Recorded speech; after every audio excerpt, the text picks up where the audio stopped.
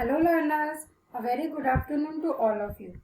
आज के इस सेशन में मैं आपको एक लेसन प्रोवाइड करने वाली हूँ रिगार्डिंग रेडिक्स सॉर्ट और उसके साथ ही मैं कुछ आपको प्रीवियस ईयर क्वेश्चंस भी बताऊंगी उस टॉपिक से रिलेटेड। So let's start. First of all we need to study what is radix sort. तो जैसा हमें मालूम है ये एक सॉर्टिंग एल्गोरिदम है, ठीक है, जो किस टाइप का है? It is a type of counting sort जिसमें हम क्या करते हैं, इट इज यूज्ड जिसमें डिजिट बाय डिजिट हम शॉर्टिंग करेंगे starting from least significant digit to most significant digit. हम आगे इसका एक एक्सप्लेनेशन से मैं आपको बताऊंगी कि ये डेफिनेशन क्या बता रहा है। तो सबसे पहले हमें पॉइंट यहाँ पे ये ध्यान रखना है कि रेडिक्स सॉर्ट में आपका ये एक सॉर्टिंग एल्गोरिदम है और इसे कभी भी अगर क्वेश्चंस एग्जाम में पूछता है तो वो कभी भी डीपली नहीं आता है आज तक। हमेशा वो ऊपर ऊपर से ही इसका स्पेस या टाइम कॉम्प्लेक्सिटी पे आपको क्वेश्चन पूछते हैं। सो हम यहाँ पे ये देखेंगे कि जो हमने बोला कि radix sort is a type of counting sort. Then what is counting sort? It is an algorithm for sorting a collection of objects according to keys that are small integers, that is an integer sorting algorithm।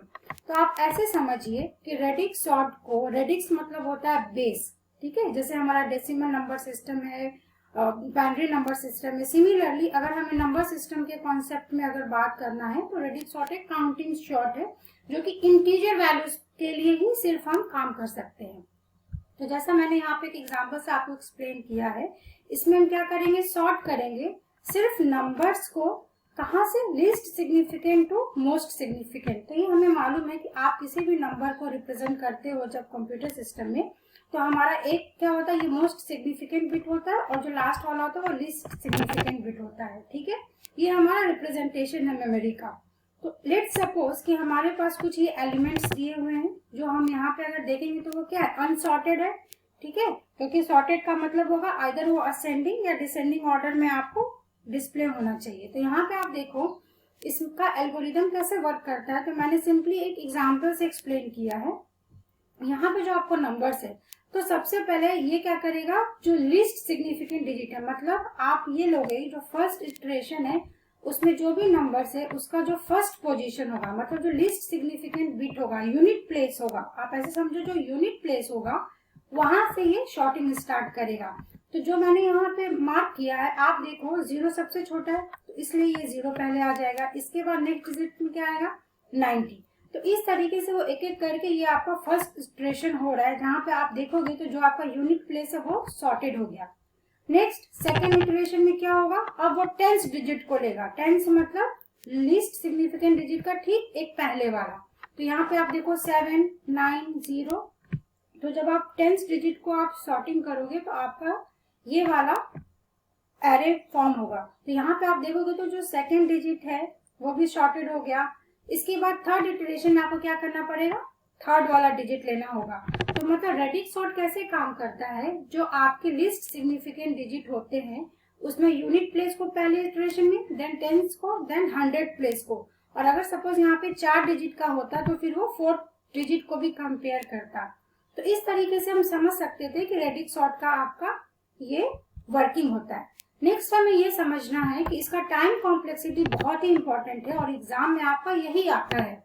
सो हम ये समझेंगे कि radix sort है वो आपका omega of D multiply by N plus B time लेता है। अब हमें ये फाइंड आउट करना और समझना है कि यहाँ पे ये टर्म्स क्या है।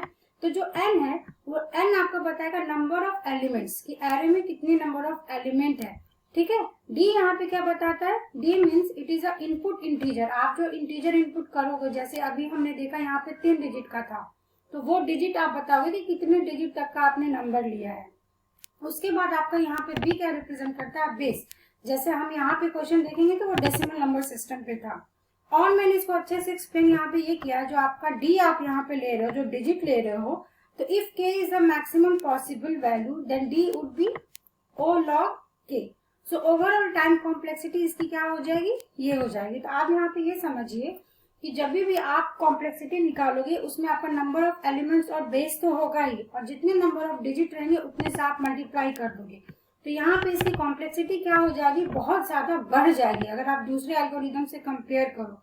सपोज करो अगर डिजिट अभी लास्ट टाइम पे 3 का था, 4 का होगा, 5 का होगा, 6 का होगा, तो क्या होगा, कॉम्प्लेक्सिटी आपकी इंक्रीज होते चली जाएगी। तो इसलिए हम ज्यादातर रेडिक्स सॉर्ट का यूज नहीं करते हैं।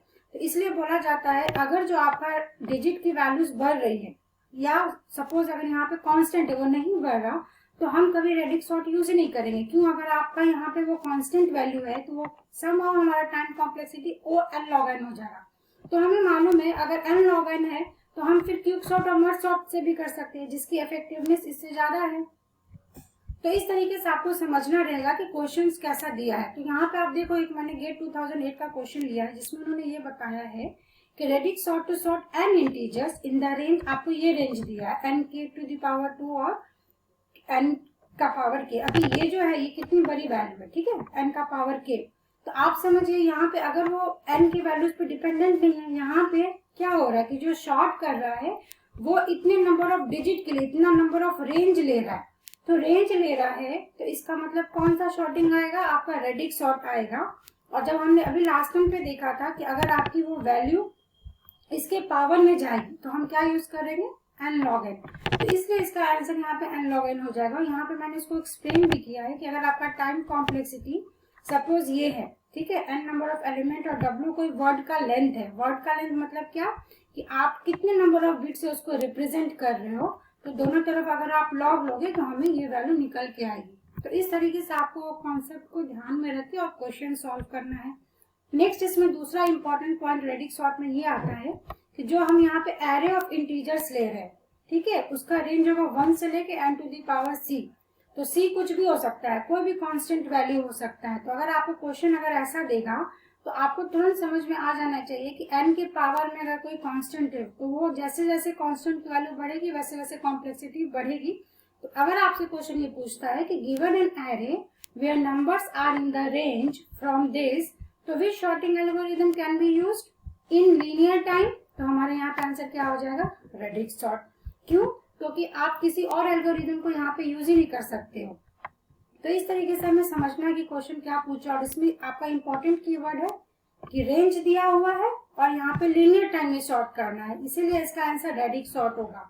ठीक है, फिर नेक्स्ट क्वेश्चन आप देखिए, नेक्स्ट जुलाई 2016 और दिसंबर 2015 में भी सेम ही क्वेश्चन आया है। उन्होंने क्या पूछा है, if there are n integers to sort, each integer had digit and each digit is in the set of 1 से लेके k तक, तो radix sort can sort the numbers in. अभी लास्ट टाइम पे हमने देखा कि जो रेडिक्स सॉर्ट है वो डी डिजिट पे काम करता है। तो ये डी किस में हो जाना चाहिए? मल्टीप्लाई में आएगा नंबर और उसका क्या बेस है। तो इस तरीके से इसका आंसर क्या हो जाएगा आपका? डी।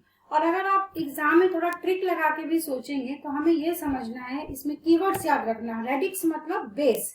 तो कहीं पे भी अगर क्वेश्चन में आपको डिजिट दे देगा, बेस दे देगा, तो उसका आप इस तरीके से आंसर दे सकते हो। और मैं आपको एक्स्ट्रा यहाँ पे ये इन्फॉर्मेशन बता देती हूँ कि स्पेस कॉम्प्लेक्सिटी से क्या होती है, जो हम आगे मल्टीप्लाई कर रहे थे टाइम कॉम्प्लेक्सिटी में, वो आपका स्पेस में क्या हो जाएगा? एडिशन हो जाएगा। मतलब इसमें ज्यादा नंबर ऑफ बिट्स होंगे। जितने नंबर ऑफ बिट्स होंगे, एन क्या है? Number of element, and K is the number of bits required to represent largest element in the array. मतलब जो हमने देखा था अभी 0 0 करके, अगर सपोज 500 है तो ये 3 अगर डिजिट है, 1 2 3 डिजिट है इसमें, तो आपका इटरेशन कितना जाएगा? 3। तो इस तरीके से इसका स्पेस कॉम्प्लेक्सिटी इंक्रीज होता जाएगा। तो आई होप कि आपको आज का सेशन समझ में आया होगा कि रेडिक्स सॉर्ट है क्या। मैंने उस पे बेस्ड जो क्वेश्चंस आते हैं टाइम कॉम्प्लेक्सिटी पे, उसको भी मैंने एक्सप्लेन करने की कोशिश की है कि आप क्या करोगे। रेडिक्स सॉर्ट मतलब कि जिसमें डिजिट का यूज होता है, बेस का यूज होता है, और उसमें आप क्या करते हो कि जो भी डिजिट है उससे मल्टीप्लाई करते हो गिवन नंबर ऑफ एलिमेंट्स को। तो अगर आपको ये वीडियो सेशन अच्छा लग रहा हो तो प्लीज आप अपने फ्रेंड्स को भी शेयर करें, बिकॉज मैं इसी तरीके से डेली बेसिस पे आपको एक एक कॉन्सेप्ट एक्सप्लेन करूंगी। और अगर अभी तक आपने मेरे चैनल को सब्सक्राइब नहीं किया है, देन आई विल रिक्वेस्ट कि do subscribe my channel and press the bell icon, so that मैं फ्यूचर में जो भी वीडियोज अपलोड करूँ उसका आपको प्रॉपर नोटिफिकेशंस मिले। एट लास्ट आपका जो भी सजेशंस हो आप वो कमेंट सेक्शन में लिखिए कि आपको ये वीडियो सीरीज कैसा लग रहा है। Thank you so much.